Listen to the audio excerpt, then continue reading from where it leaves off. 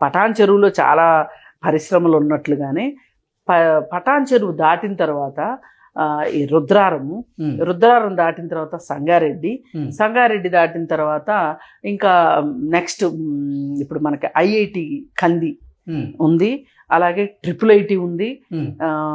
ఇంకా ముందుకెళ్తే సదాశివపేట తర్వాత జహీరాబాదు.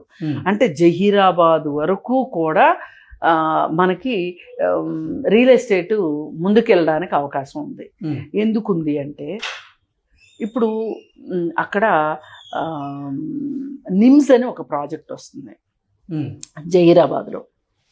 ఇప్పుడు ఎవరైనా ఈ రుద్రారం కావచ్చు, సంగారెడ్డి కావచ్చు, ఇప్పుడు ఇన్వెస్ట్మెంట్ చేసుకుంటే ఇక్కడి నుంచి ఒక 25 కిలోమీటర్ల దూరంలో జహీరాబాద్ ఉంది. ఇవాళ 25 కిలోమీటర్లు జర్నీ చేయడం అనేది పెద్ద విషయం కాదు. ట్రాన్స్పోర్టేషన్ బాగా పెరిగింది, అలాగే కంపెనీలు కూడా బస్సులు వేస్తాయి. ఇప్పుడు అక్కడ ఇది నేషనల్ ప్రాజెక్టు, దాదాపు 15,000 ఎకరాల్లో విస్తరిస్తుంది నిమ్స్ ప్రాజెక్ట్ అనేది. యంత్ర పరికరాలు తయారు చేసే పరిశ్రమలన్నీ స్మాల్ స్కేల్ ఇండస్ట్రీస్ మొత్తం అక్కడికి వస్తాయి అన్నమాట చాలా. అయితే దీనికి ఈ